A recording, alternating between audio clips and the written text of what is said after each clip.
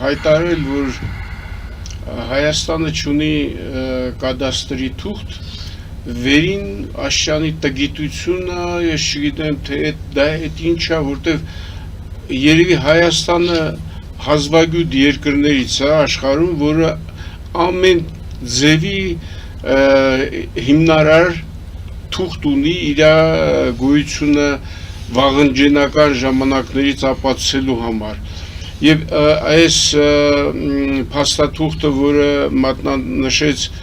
իմ լավ բարեկամ պրոֆեսոր Գասպարյանը 1805 թվականի, որտեղ փաստացի հայ բարձրաստիճան եկեղեցականը ստորագրում, այսինքն ինքը պետական ակտ է բանանում, կատարում, որ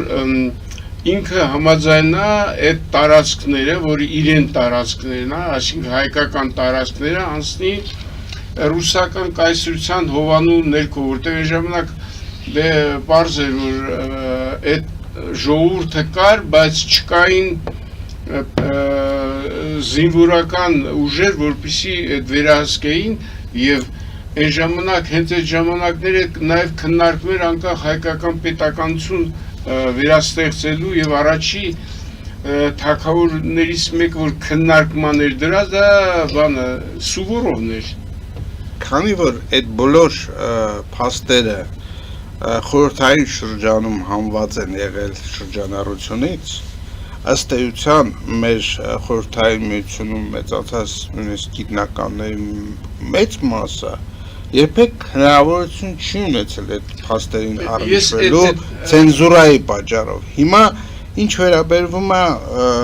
ձեր ասած մոտեցումներին, իհարկե ճիշտ կլներ, որպեսզի այդ հարցերը ինչ որ շրջանակներում քննարկվեին, ոչ թե միանձնյա որոշումներ կայացվեին կամ կուսակցական շրջանակներում քննարկվեին։ Տեսեք ոնց է, փաստացի այդ տիպի հիմնարար փաստաթղթերի ես դեռ չեմ ասում, թե դա ինչի հետ էր կապված, որտեղ այդ ռուս, ենթադրենք շվեդական պատերազմը եւ այլ, որտեղ հայերը այս կամ այն ձևով մասնակցություն են ունեցել միջոցներով եւ այլ, որտեղ իրենք անդադ ցանկացել են այդ իրանահայերն են եղել, հնդկահայերը վերականգնել այդ հայկական թագավորությունը եւ այլ վերջերջո ավելացնեմ, որ ռուսների մուտքը այս տարածաշրջան եւս կապված է ռուսների խոստումով, որ գալիս են վերականգնել հայկական թագավորությունը։ Հիմի օրինակ ասենք այստեղ խոսեցին Ալմատի հռչակագրի եւ այլ դրանց այդ բոլորը համեմատած այն թղթերին, որ մենք ունեինք եւ չենք օգտագործել եւ չենք օգտագործում, հասկանում եք, այս պարագաներում, այսինքն ես որպես Հայաստանի քաղաքացի հայ մարդ, իմ համար ընդունելի չի որևէ պայմանագիր, որը հիմի կնքվում է, դա կլինի թրիկ, կլինի, չգիտեմ, այս կլինի, որը չի հիմնվում իրավական թղթերի վրա եւ կնքվում է ցեղասպանության ճանապարհով, այսինքն ցեղասպանություն են անում հայերի հետ, հետո պարտադրում է ինչ որ մեկը գալիս է ու ստորագրում, ասում է, եթե ենթադրենք չստորագրի, ինքը եթե ասենք վաղը լինի դատական process եւ այս ամբողջ մարդիկ կանգնեն դատարանի առաջ, կասեն, մեզ ցեղասպանություն էին անում, դրա համար մենք բան ենք ան, ստիպված ստորագրում ենք։ Բայց արդյոք ամբողջ պատմությունը հենց այդ դա չի եղել այդ անցած դարերում։ Ուրեմն այդ կներեք, ես կոշտ բառեր կարամ օգտագործեմ։ Դուք արդեն օգտագործեցիք կոշտ բառեր։ Այն մարդիկ, որ գալիս են իշխանության, պետք է հասկանան, որ օրինակ ասենք Շահրամանյանը, այդ Ղարաբաղի վերջի, այսպես ասած, դրածո պրեզիդենտ էլի, ինքը որ գնում էր թուղթ էր ստորագրում լուծարելու, որը այդ լուծարման թուղթն էլ անօրինական, ինքը վախենում էր, որ իրանք կսպանեն, դրա համար ստորագրեց։ Թե ումից էր վախենում, որ ինչի համար ստորագրեց, էլի, որ բայց ամեն դեպքում, ասենք, դա ոչ մի, այսպես ասած, հաղթաթուղթ չի տալի այսօրվա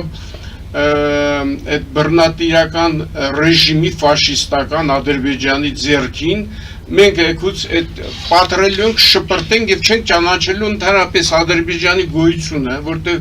այդ նոնսենս այդ սիոնիստական կառույցը որ ստեղծվել է այս տարածաշրջանում եւ դրա հիմնական այսպես գաղափարական հիմք եղել է որ ամբողջ այդ տարածաշրջանը աղա դարձնի կոպիտ ասած հրեական վերջնաշով պետություն, որը մենք հանձինս բանի այսօրվա Ադրբեջանի բացահայտ տեսնում ենք, որ ինքը եւ դա շատ լավ տեսնում է նաեւ Իրանը եւ ես հույս ունեմ, որ վերջնաշով այդ հին իմաստությունը իրանց կհուշի թե ինչ պետք է անել այդ բանի հետ այդ անօրինական ծնունդի հետ, որը 1920 թվականի սիոնիստական կառույցի կողմից տեսեք, պարոն Գևորգյան, ես հարգանքով եմ մոտենում ձեր խոսքին, բայց ուրեմն ավելի այսպես թունդ որակավորումներ տալով էությունը դուք չեք հասցնում, ես ուզում եմ բացատրել, որ դուք մեր խնդիրն է, մեր հեռուստադիտողին ճշմարտությունը հասցնել։ Եվ այստեղ այնպես չի, որ ինչքան թունդ լինի էպիթետը, այնքան լավ կհասկանա։ Դուք էությունը ասեք։ Դուք ուզում եք ասել, որ Ադրբեջանը չունի իրավական հիմք գոյություն ունենալու, ունի, իրանք հայտարարել են այդ այն ժամանակվա մուսուլմանների միությունը։ Չէ, բայց դա չի ճանաչված եղել ոչ մեկի կողմից այդ տիպի ազգ չէ։ Բայց ճանաչվել է, չէ՞, հիմա սովորական շատ բան է ճանաչել, բայց իրավական թղթեր կան, օրինակ ասենք, իրավական թղթեր կա ճորապահակից, այսինքն Դերբենտից մինչև Բաքու ներառյալ բոլոր հողատարածքների նավթահանքերի, գազահանքերի եւ այլ սեփականություն ում է պատկանում։ Հիմա եթե աշխարհը գտնում է, որ կարա ինչ որտեղ այս բանը ճանաչեն մեկի վրա աշկը փակի եւ այլ շարունակվի, դա բերել է հավերժ պատերազմների, ցեղասպանությունների եւ ամենակարևորը,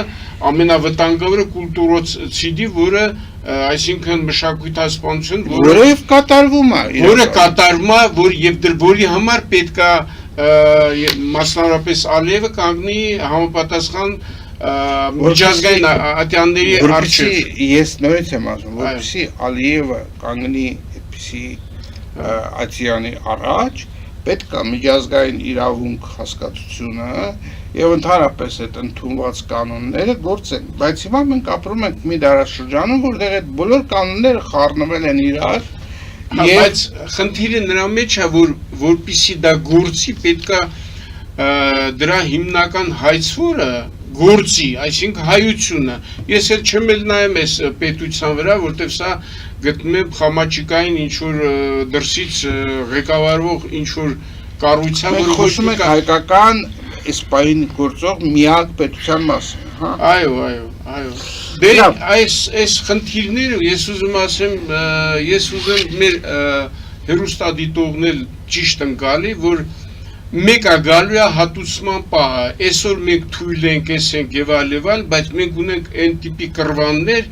որ մենք ասենք այդ բոլորը պետքա ներկայացնենք։ Ինչի չի հիմի ներկայացնում, որտեղ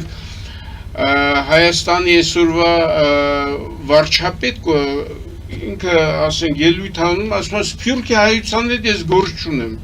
Ինքը այսինքն մասնատում է, ջլատում է այդ ուժերը, որ կարան այսպես բոլոր ատյաններում դնել այդ խնդիրը։ Եվ խայտարակությունն է, որ ասենք մենակ Կալիֆոռնիայի հայության ֆինանսատնտեսական հզորությունը 8-րդն է ըստ ամերիկյան տվյալների, այդ սփյուռքների մեջ, ասենք կազմա 400 միլիարդ դոլար այդպիսի հզորություն, իսկ ասենք հայությանը մի 4-5 անգամ ավելի շատ ամբողջական հայության։ Դուք պատկերացնում եք ինչ ուժ ունենք եւ այդ եթե կարողանա կազմակերպվել։ Այո, ինչի չի կազմակերպվում, ով չի կազմակերպվում, ես օրինակ բացարձակ մեղադրում եմ այս պորտաբույս կառույցները, որ գոյություն ունի մեր մեջ, ինքը հենց դրա համար ստեղծած, որպեսզի թույլ չտա միավորում տեղի ունենա, նույնիսկ Հայաստանի ներսում ինտեգրում տեղի ունենա, ինչ որ տարօրինակ պարզ բաներ, որ ակնթայտորեն կարելի է մի քայլով լուծել, որ էապես ուժ կտա չի արում։ Մասնավորապես դա վերաբերվում նաև ասենք բանին